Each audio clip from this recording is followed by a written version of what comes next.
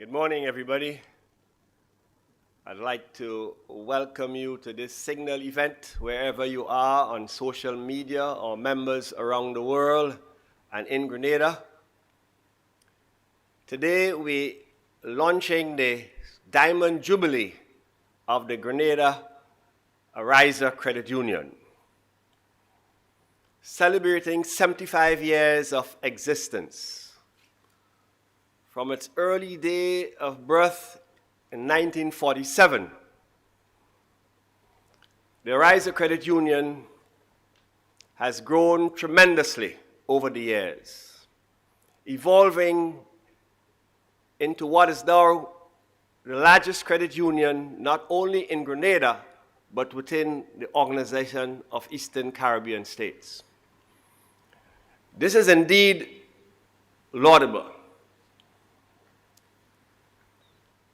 And it's due to the resilience, the commitment, the drive, and hard work of a group of entrepreneurial, caring public servants who had the vision and foresight to come together as a small grouping of 20 persons with a capital base of only $1,000. They saw the dream, they acted on the dream, and today, over 23,000 members within the Ariza family are benefiting from that seed that was planted, that seed that was nurtured over the last 75 years. And today, we want to invite you to celebrate with us as we'll outline the history and growth of the movement,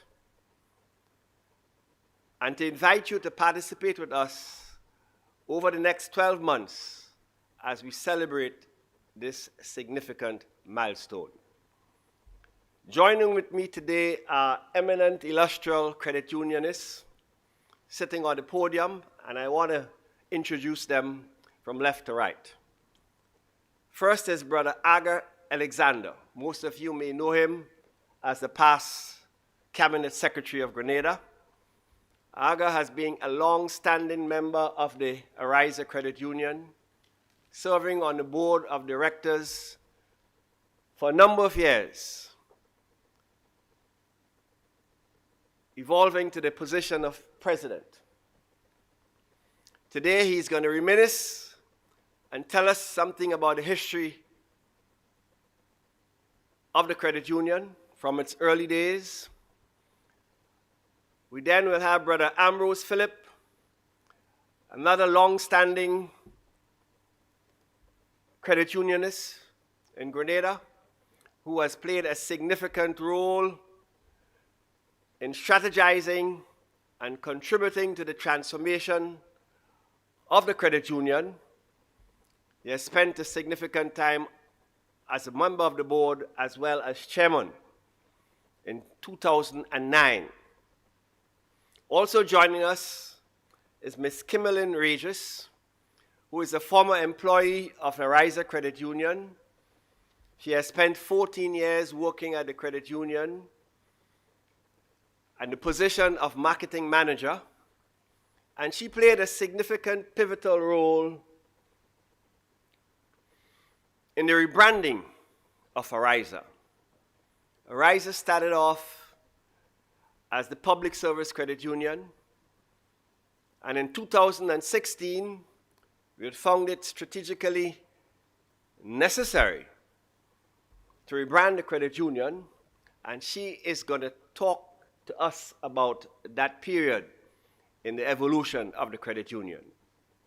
And finally, we'll have the CEO, Mrs. Lucia Andel, who has been at the helm of that organization for the last 24 years, leading the growth and development process and driving the transformation process, resulting in a very progressive, very innovative, and very modern institution that all of Grenada now recognize as the Ariza Credit Union. So together, They will address you for the period of 10 minutes each. And at the end of it all, we'll be fielding your questions. So ladies and gentlemen, brothers and sisters, wherever you are, I welcome you to listen and to pay particular attention to the evolution, growth, development of the Ariza Credit Union as we celebrate 75 years of transforming the lives of our members, their family, and contributing to the growth and development of Grenada. I now welcome Brother Alexander.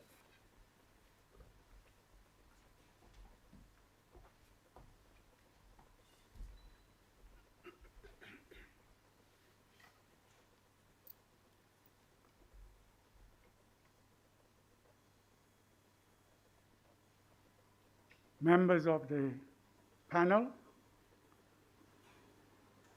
our viewers on social media and the wider community, our credit union brothers and sisters, I welcome you.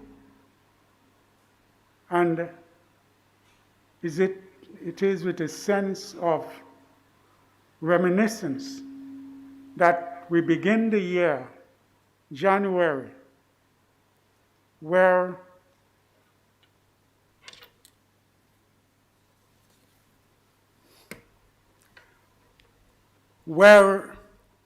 we look back at where we've been and we're looking forward to the year 2022.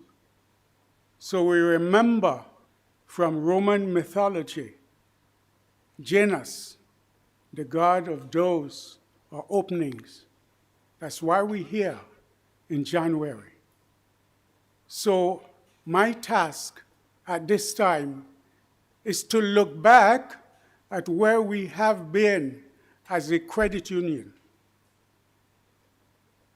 So I shall begin by taking you to the very first insight in the mind of a German mayor by the name of Friedrich Raiffeisen, who in 1849 developed the idea of people helping people, particularly in the rural areas, by combining the sometimes meager financial resources to combat poverty and usury. The farmers, for example, at this time had to pay very heavy usury or interest on loans that they were able to garner. He felt that this was not right, that this was unjust. Thus, it was he who pioneered the idea of cooperatives and, by extension, credit unions. So he thought that in moving that process forward, the whole idea of lending to each other on the basis of need, with the only security being that of the borrower's character. That movement was then established on the shores of the United States of America in or around 1921.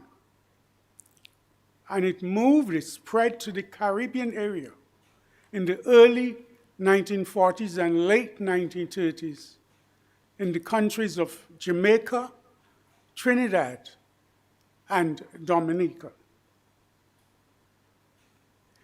A Jamaican social welfare officer by the name of Desi Bryan shared literature and documentation on the movement with some members of the civil service while she worked here in Grenada in 1946.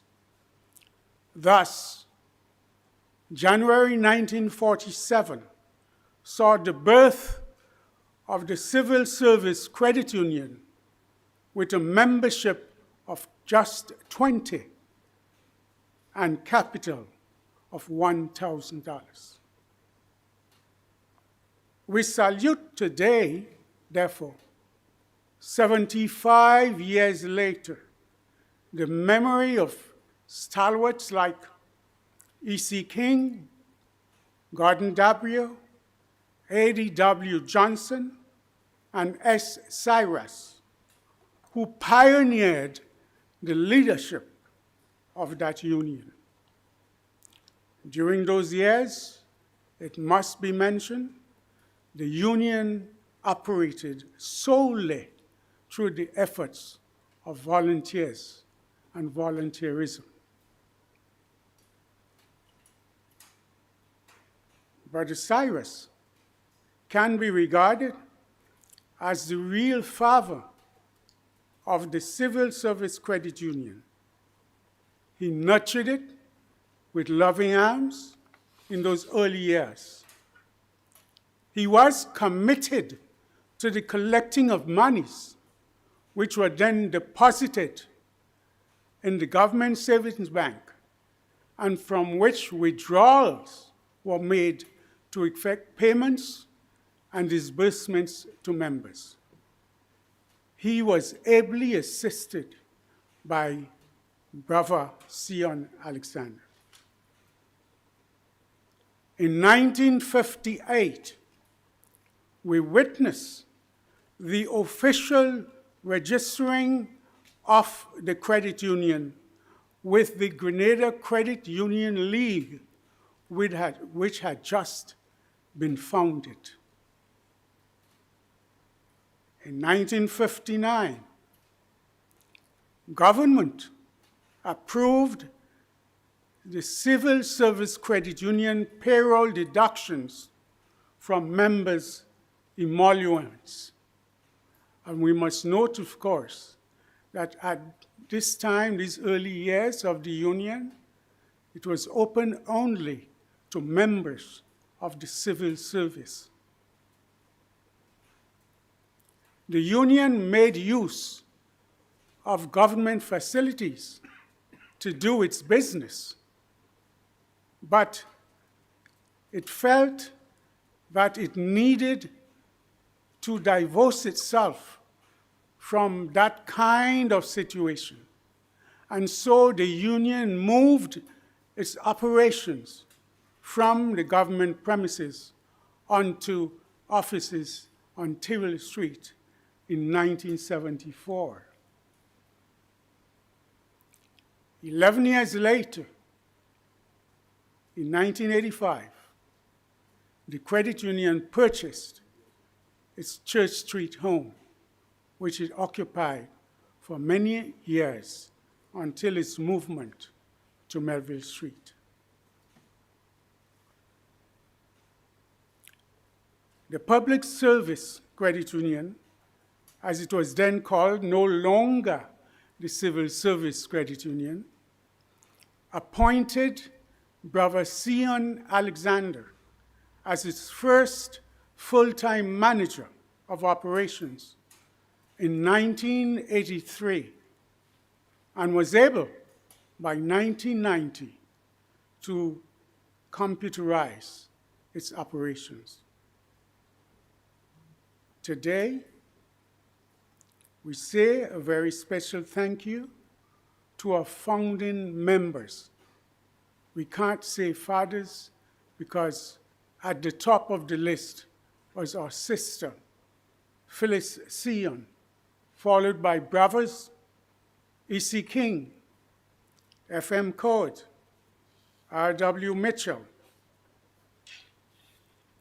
H.M. Squires, Gordon S.W., Lionel Rose, George Pilgrim, Oswald L. Boxer, Joseph E. Munro, Hudson R. Scipio, Fred G. Stewart, L. J. Wilson, L. J. Clara, S. L. Cyrus, Kipling Lalsing, Claudius B. Strand, W.B. Roberts, and A.D.W. Johnson. These were the 20 founding members of the then Civil Service Credit Union.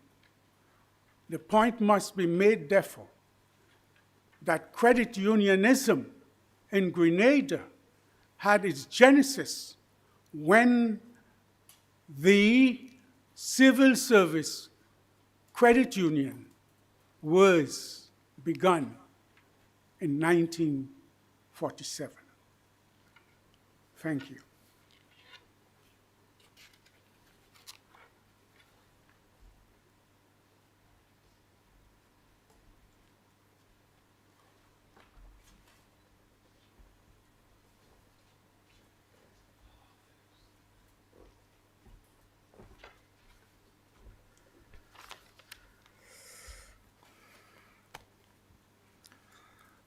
Sisters and brothers of the Ariza Credit Union, Public Service Credit Union, Civil Service Credit Union, wherever you are, how old you may be.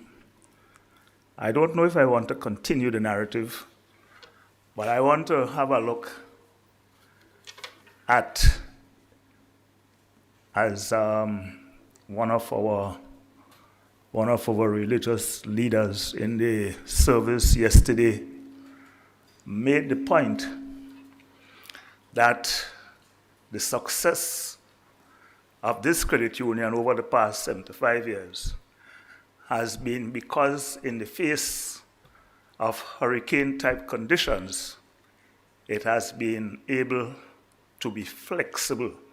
It has been able to change, to re-engineer itself to accommodate changing times. And if we look at the periods, Brother Aga has just given you a fairly comprehensive background from the birth of the movement, the origins, the philosophical and practical origins of the movement in Germany, to its origins in the public service of Grenada.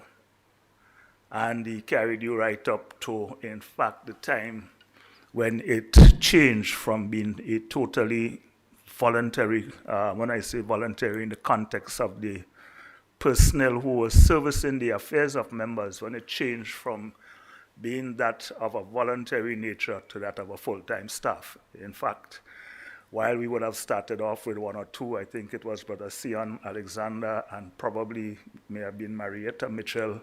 Today we have a staff that numbers in the vicinity of what? Of a couple of hundred people. 100 people. That is, in fact, 100-fold, almost 100-fold increase in the staff. But from the first time in 1983, when the credit union opened a full-time office on Tyrrell Street, today called Herbert Blaze Street, what has transpired and what has caused this transformation? First and foremost, I think we need to look at two political regimes, and we need to look at certain social conditions which obtained, particularly after the 1980s and continuing. Remember the origins in the public service or the civil service of Grenada. And one of the things that two governments did, the Gary government, which ended in 1979, and the revolution which followed, one of the things that they did was to statutarize or corporatize the state sector. So you had people who originally were from the civil service or the public service moving into this state or parastatal sector. In fact, during the colonial period and during the early days of independence, the only cooperative body of any note was called CDC. That was the Grenlec, what today we call, well, it was the electricity and the water commissions. Those were the nearest thing you had to statutory bodies. But then in 1977, 1978, the Gary government had passed a raft of legislation allowing for the corporatization or statutorization of aspects of the public sector. So you had things like the Ports Authority, for example, followed by institutions like the National Insurance Board or the National Insurance Scheme, as it is more popularly known, to the point where today I believe you have some 18 or 19 parastatal bodies that are not directly under the public service, although they may be reporting to particular ministers of the parliament. So that is point one, the expansion, the significant expansion of the public service into these corporate areas. The second thing I believe that you had happening in that period, which influenced subsequent events, was the numerous scholarships promulgated by the People's Revolutionary Government. And initially, people who returned, whether it was from Trinidad, Barbados, or Jamaica, or Cuba, or Bulgaria, or other parts of the Soviet Union, you would have found these people going back into the civil service and into the corporatized sector. The question, therefore, of the improved level of education, or certainly of qualification within the public service itself, began to make itself felt within the echelons of what was then the Public Service Credit Union, because these were people who had received specialized training in various areas and professions, whether it was medicine, whether it was law, whether it was business. And hence, with the opening of the permanent office, or full-time office in 1983, the question of moving from annual budgets and annual plans to the question of corporate planning became a significant exercise. The era of corporate planning in the credit union, as in the state sector, in fact, began in the 1980s. I remember coming from university in 1981 and sitting down in the Ministry of Agriculture and having to do detailed plans in the Ministry of Agriculture as a member of the projects unit for the ensuing year and in preparation for the annual budget. Remember, in those days that budgets were the subject of widespread consultation, and you may be required to go to Heinz's school or go to a community center in the country and to defend whatever it was that was in that budget that you would have been assigned to or you would have been responsible for. Coming out of this exercise of corporate planning, the issue of strategic planning, the corporate planning period was followed by strategic planning in the credit union movement. It was as a result of these two developments that the question of expanding the secretariat of the credit union or the headquarters of the credit union, the question of recruiting more professional employees came into play. At the same time, the membership of the credit union was evolving, or the membership was changing. And we began to realize at some stage that if services for the membership were not provided, the members would have voted with their feet. They would have left the credit union. And the credit union, therefore, truly became a cradle-to-the-grave organization, catering for the needs of the to-be-born to the needs of those who had transited. And hence, we saw an increase in stuff like the Provident Fund. We saw the creation of educational scholarships. I think the first scholarship would have been the Joe Bates Scholarship, and initiatives along those lines. Brother Alexander mentioned the computerization of the credit union in those early days, but that was only the commencement or the beginning of computerization. Because at that time you were talking about of digitizing or putting on a computer base the accounts of the credit union. The question of computerization today has gone way beyond that. Take, for example, the question of ATM cards or debit cards. And I recall in the early days when the credit union initiated these discussions with the Grenada Cooperative Bank, that it was very, very, very difficult for us to attract the heir or heirs of other credit unions in the country.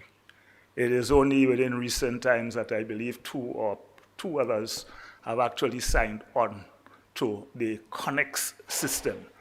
And I do not know that we would have been able to survive without providing the kinds of services that members required, whether it was scholarships. In other words, the purpose of the credit union, from being principally a provider of mortgages and maybe what you will call short-term bridging finance, in the very early days changed, it evolved, where the credit union had to meet not just the long-term, but the short-term and daily needs of the members of the movement.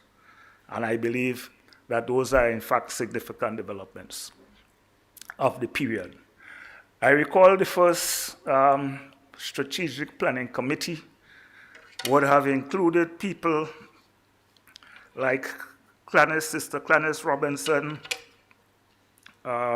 Sister Joan Pivot, now deceased, Brother Richard Duncan, Brother Joe Bain, who in fact had served for many, many, many years as the chief financial architect of the credit union, Brother Crispin Fredericks, Brother Thompson Cummins, Brother Ogist, and I could go on, Marlon Joseph, who I believe is now in the wider OECS economic system, Brother Albert Hailing, and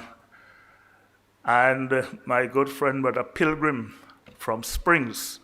I recall Brother Pilgrim being one of those people who was extremely watchful and critical of every move that the credit union made, because he wanted to ensure that we were, not departing from the fundamental principles and philosophy of the credit union movement, and that we remained on track.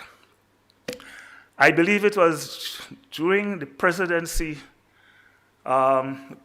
either of Willie Joseph or immediately before Willie Joseph that the whole question of professionalizing the staff of the credit union came into play. Hence, the coming on board of Sister Lucia Andal, whom I believe we stole from what would have been the Grenada Development Bank, I think it was at the time. She was a young graduate, she was bright, she was full of ideas, she clearly understood the philosophy and purpose of the credit union, and in fact she has been a significant anchor in the role of the leadership of the credit union going forward over all of those years. Where do we go from here? Maybe in her remarks, the GM or our CEO, as Brother Moses referred to her, may give some insights in that regard. But I believe it is certain that if we are going to remain relevant, that we must continue serving the needs of the membership of the credit union. If we look at the financial landscape, one of the things that we ought to recognize is that in the financial crisis of 11 or 12 years ago, when you had the global financial shutdown, so to speak, that it was only in the financial sector, in the question of financial intermediation, it was only the credit union movement worldwide that did not buckle under, that did not require a bailout, that did not require government subsidies, because of the structure of the movement, because of the philosophies of the movement, and because of the principles upon which the financial affairs of the credit union movement had been structured on. And I would expect that Ariza will continue in this vein. The question of being at the cutting edge, the question of professionalism, the question of integrity and accountability in our affairs, I would expect these trends to continue. And as I said before, most of all, continuing to meet the needs of our people. I think my time is up. Thank you.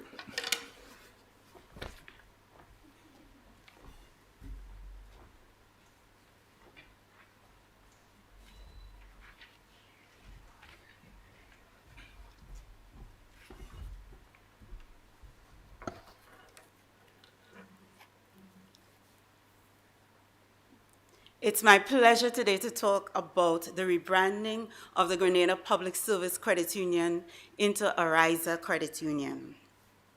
The Grenada Public Service Credit Union was rebranded in December 2016, and this rebranding was triggered by the credit union's desire to capitalize on new opportunities, to propel growth in new markets, to meet the needs of new clientele, and to appeal to a wider audience. The credit union wanted to improve its level of service to its existing members, and most of all, to remain relevant to the members that have become more financially savvy, more attuned to technology, more exposed to higher levels of service delivery from regional and international financial providers. Ariza is much more than a new brand name for the Grenada Public Service Credit Union. It demonstrates a passion for progress, for the well-being of our members, a passion for high standards, and a vision for change. And as indicated earlier, change was inherent in the beginnings of the credit union long before it became Ariza Credit Union. But more so, it resounded and created an evolution of change in the credit union movement in Grenada itself. An evolution towards higher standards, an evolution towards higher standards of member satisfaction, and definitely reaching towards financial freedom. As the words of the song, of the Ariza song says, "With no wings fly." And the rebranding of Ariza Credit Union was a 360-degree reimagining of a credit union in the areas of brand, branch, and behaviors. The credit union's goal was, as it always will be, is to be forever cognizant of the need to be in tune and in touch with the pulse of its members and the population at large. To be forward-thinking, to be proactive, but meet members where they are with the needs that they have, facilitating growth and helping them to reach their dreams for themselves, but most importantly, for their loved ones, because that's what drives all our goals. Ariza's sole purpose is to serve its membership, whether it be through savings or investment facilities, financial education or money management skills, or through the provision of competitive loan offerings. But credit unions are social organizations as well, so we keep in mind the need for social networking and interactions. The goal is to improve really on the typical member service culture by demonstrating that we can provide more uplifting member experience. Taking the interaction from transactions to interactions. The credit union name Ariza was developed to sound like two words, rising and horizon. And they are symbols of reaching above, rising, and beyond horizon, with a stylized eye in the logo representing a person. The I in Ariza is you, and you, the potential members. It demonstrates the credit union's focus on developing one member at a time and keeping in tune with the needs of our members. The remaining letters in the word Ariza envelopes our membership, just as a traditional credit union logo had a world or a globe enveloping its members. So it's similar, but with a modern twist. The credit union strives to support and protect our members in its capacity and act as a solid foundation from which our members can propel. The Ariza brand is a metaphor for upward movement, for rising and ascension to financial freedom and towards future success. The name represents nurturing, care, and support, and emphasizes the importance of members being at the heart of everything that makes up Ariza. Our colors are vibrant. They're turquoise and orange, turquoise representing wisdom and protection, and a deep orange is radiant, energetic, and symbolizes rejuvenation, optimism, and vibrancy. Members of Ariza Credit Union have and continue to express their amazement at the transformation undergone in the creation of the new Ariza brand.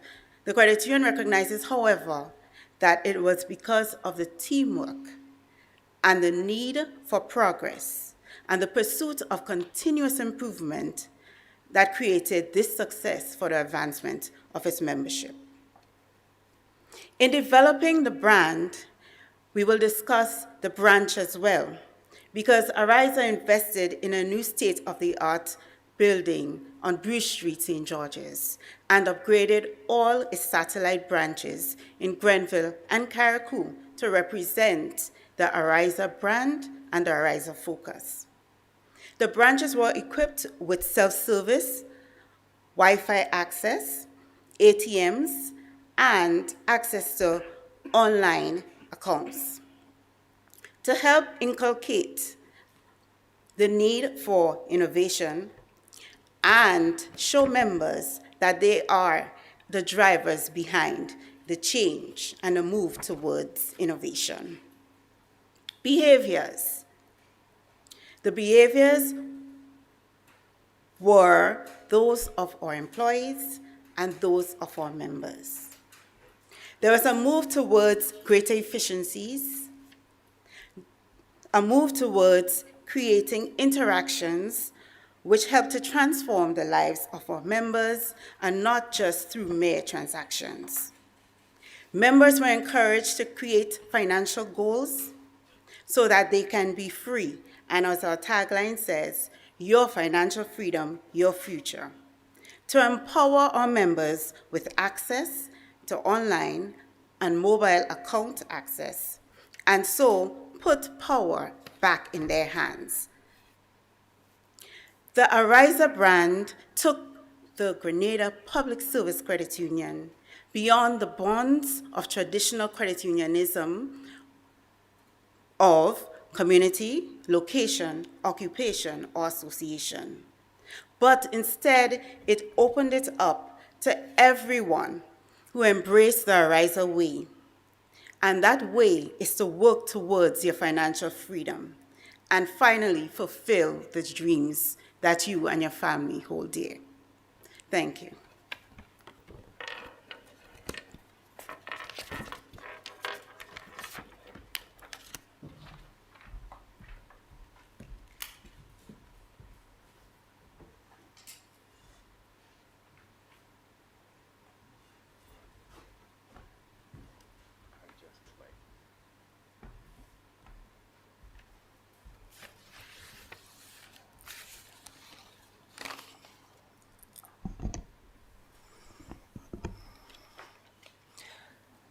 I bring greetings to every credit union member, locally, regionally, worldwide. Ariza Credit Union, celebrating 75 years of endurance, 75 years of existence. And we heard the story of the journey from what really initiated the action to the nurturing, the caring through the years that brought us to where we are today. It was a famous Trinidadian calypsonian that said, if you do not know your history, you cannot know where you're going. And as such, it's important that we stop and we acknowledge our history, we acknowledge those who made it possible, and we celebrate and we say thank you. And that is what we'll be doing in the year 2022 as we celebrate 75 years of Ariza Credit Union. And as we said, the Civil Service Credit Union, the Grenada Public Service Credit Union, and now the Ariza Credit Union, all one and the same. In 2002, our members and the public can expect a lot from our credit union as we seek to thank our stalwarts who paved the way and to give back to our community. And we'll share these celebrations and initiatives throughout the year. We know that in all things we must give thanks. And we started off the year yesterday with an ecumenical service to thank God for his blessings, to recognize the contributors, and to just take time to reflect. During the year, we are going to continue with the celebrations. We'll have in-branch activities, and today, this has started in our main branch and all of our satellite branches, where our members are being treated to goodies as they transact throughout the day. We'll also have many testimonials that is going to be aired both on our social media and on the national media stations as we ask our members to speak out and to tell of the story. It's very important that we tell. Storytelling is what will keep the history alive and make that information available from one generation to the next. So we are going to encourage testimonials, and we're going to encourage storytelling and anecdotal stories and others that will bring home very clearly how Ariza has transformed lives. And will continue to attempt to transform lives individually, collectively as a community, as a nation, as a region, as a world. There'll be several other activities throughout the year 2022. We'll have secondary and primary school activities. Members will be treated to a lot of tokens and memorabilia with regards to the year and all of the things that we want to remember. There'll be activities for our elderlies. We do not want to forget their contribution. We do not want them to think that they are forgotten. And as such, there are going to be activities that will involve them as well. We'll have family fun days, or a family fun day in one of the islands. So we'll have one in Grenada, Carriacou as well. And other surprises, which I don't want to tell you at this time. An integral part of our activities will be our play on our 75, and therefore we are going to have the possibility of 10 members winning up to $750 every month to a max of $7,500 per month for the entire year as they participate in some of the activities that are geared to involve them and also to ensure their further commitment and loyalty to the organization. So yes, we will celebrate. We'll be thankful, we'll be grateful, we'll give thanks. But more than that, we are going to use the year to reflect. We are going to use the year to reaffirm and recommit to our purpose. We are going to use the year to ensure that we are clear as to what it is that is involved in being a member of the credit union. What does membership of a credit union entail? What is my responsibility as a member of a credit union, of a Ariza credit union? We're going to ensure that we pass on the baton of information so that the next generation, the current generation and the next, they are aware of what Ariza Credit Union is all about, what credit unions are all about, and what the cooperative philosophy and policy and operating principles are about, because that is what makes us different. That is what makes us unique. And that is what's going to ensure our long-term survival and success. So yes, we are going to talk about what do we want of our members. Earlier on, we heard one of the speakers spoke about our ability to be flexible.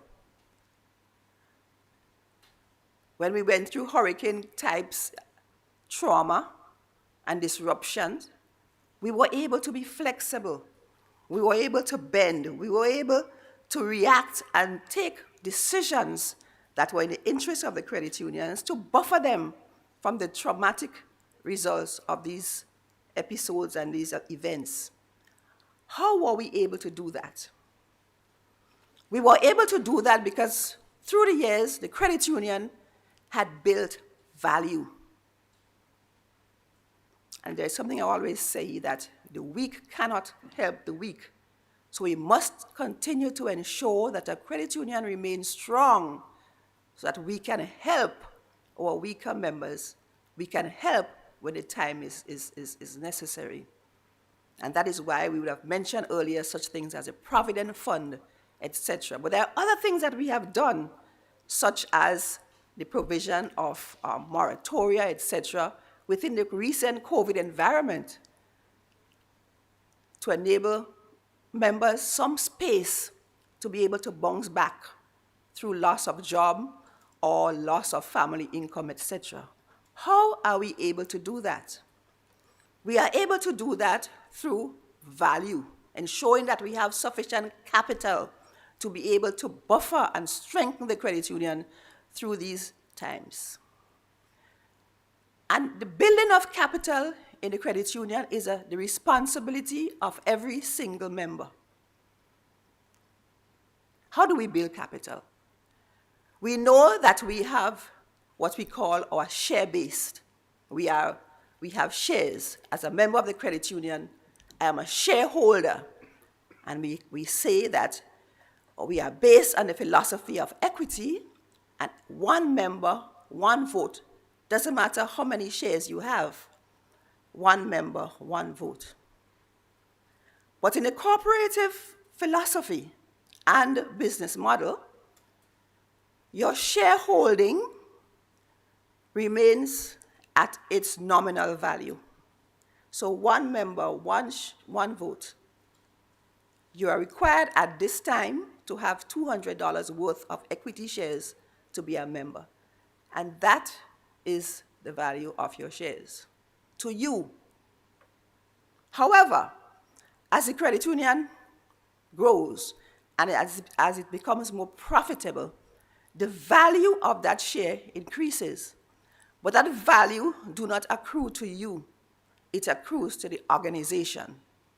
So we know that the value of a share comes from two sources. The dividends that you receive at the end of any operating period, and the growth in the value of the share itself, meaning that if you're in a private organization, if you sell that share, if you bought that share for $1 and the value have increased, then and you sell it for $5, then you have had a gain of $4. In the credit union system, that growth and that value remains within the credit union and strengthens the credit union. And that is the philosophy of people helping people. We pool our resources, we strengthen our organization, we strengthen our value, and we create an organization that is resilient, can stand up to the test of time, to the traumas of the environment, and still be able to provide support to our members. People helping people through the pooling process. We are going to ensure that our members understand that, so that when we take loans, when we do business with a credit union, we recognize our responsibility to remain true to our philosophy, our responsibility to repay our loans, our responsibility to ensure that the value continues to accrue within the credit union in the interest of all members. We are going to ensure that our members understand that their loyalty is important, because we want our members to use the credit union as their primary financial institution. Don't come to the credit union because, yes, we have the best rates of interest on deposits, but when you want a loan, you go outside and you do it elsewhere, and you don't see the total picture of the total value of all of your business being better for you individually, because when you put it all together, you are better off, both in terms of the interest on your savings and the savings that you accrue over time as an integral part of a loan, because we know that a loan carries with it mandatory saving, which accrues to you and which is available to you at the end of the loan period. So we want our members to make the credit union their primary source of financial business provision. That's where we want you to do all of your business. And the credit union, Ariza, is able to provide you with all of the service, most of the services that you would require. And we have gone so far to not just trying to meet your demands, but preempting these demands. They might be things that you don't even know. I remember when we started to think about and launching the ATM card and the debit card, etc., there was initially some pushbacks because people said, no, I would like my money to remain in the credit union, safe and sound, not to touch it, that is my savings. And we were able to show that, yes, you have to have a more or less sacrosanct saving account, but you also have the need for transactions. And therefore, going the route of ATM or debit card doesn't take away from your ability to save. It will simply provide you with another avenue. So that need was not obvious, but we were able to preempt that need and to show that demand, and basically to create that demand and to provide that service. So that's what we will continue to do, and we ask our members to please remain loyal, because it's only through your loyalty that we'll continue to grow this credit union from strength to strength. 2022 will also be the year that I, as CEO, will be completing 25 years of service. I am 1/3 of the 75 years of the credit union saw me at its helm. And I believe it's time to move on to new blood, new energies, and I probably would be the bit in office during that year. I continue to remain available to the board because I think it's important that we pass on and we have a smooth transition, and that we continue to inculcate and bring home to the membership the information about the philosophy, etc., of the credit union. And I would love to continue to play a role in that regard.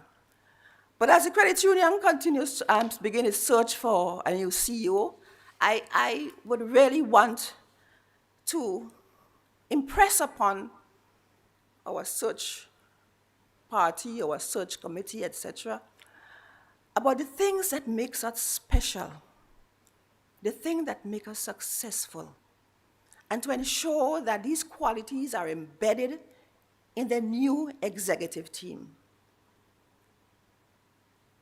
We speak about the quality of having a heart, the quality of being able to recognize that we have to be profitable, We have to have our eye on the bottom line. But profit cannot be the only thing that drives us. And as such, we must continue to put people before profit, but ensure that we make profit for the people. Because we cannot take your money and don't give you back a return. So you must continue to make profit, but we must continue to do so with a heart that understands and therefore put people before profit. We must look for technical competence. We must look for technological awareness, business savvy, and acumen. We must look for energy, honesty, and integrity. As we look at the next 75 years, let us this year create the backdrop to this 75 years to come. Let us ensure that we continue to have orientation that will ensure our success. I believe that the success for the next 75 years will lie in us successfully embedding the credit union philosophy, policy, and operating principles within the psyche of each and every member. I believe that through that we'll have the loyalty that is necessary. I also believe that we must have deeper collaboration among credit unions. That we are in a very competitive environment. And that while singularly we might not be able to have the core resources that are required to ensure that we can meet the competition in terms of the dollars and cents required for investment in technology, we must do so. We don't have a choice. We must do so. And if we collaborate together, then we'll be able to have the core competencies and core resources that we need.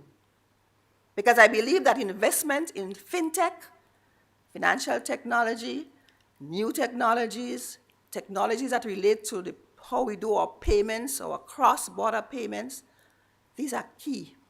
And we cannot continue to operate as silos, but must bring our collective resources together so that together we are stronger. Together we can meet the competition and beat the competition. So sisters and brothers, I invite you to be part of these celebrations. Be part of all of the activities that we have this year to celebrate and to thank you and to recognize you and to honor you and to honor your commitment and to honor your collaboration and to honor, just to say thank you for being a part of the credit union. But we also invite you to reflect on some of the things I've said as it relates to the creation of value, as it relates to doing business with the credit union, and we invite you to continue to be loyal to and continue to do your business within Ariza Credit Union. Thank you.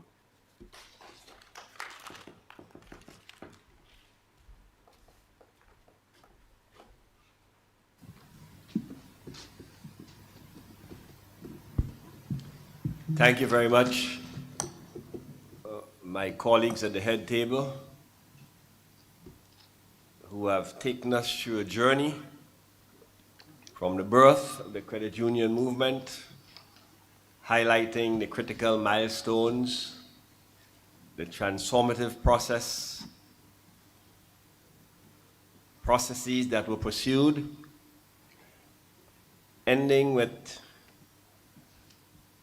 an elucidation of the plans that we are going to be pursuing as we celebrate our Diamond 75-year Jubilee during the year 2022, as well as the sharing of our perspectives for the future by our CEO, Mrs. Lucia Andal, and the call to action, the call to be true to our philosophy, the call to ensure that we recognize our founding fathers and mothers, that we recognize the importance of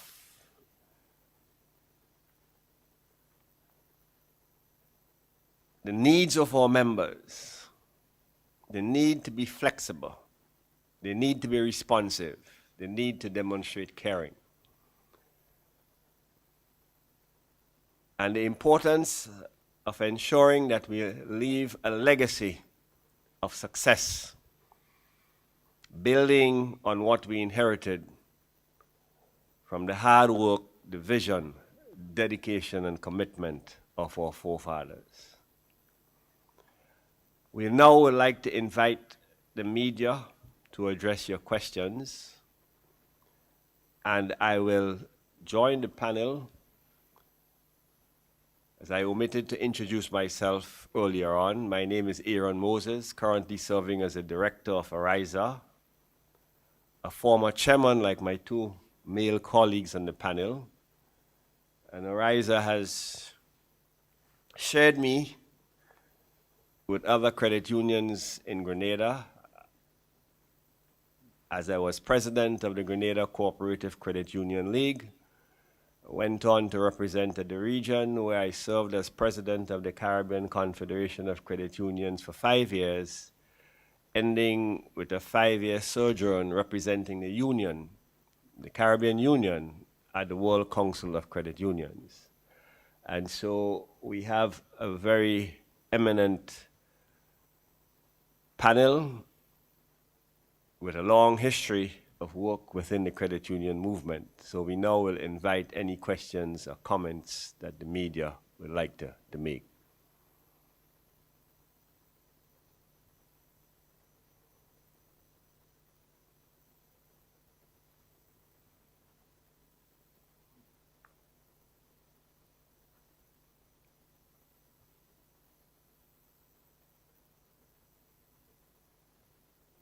Are there any questions online?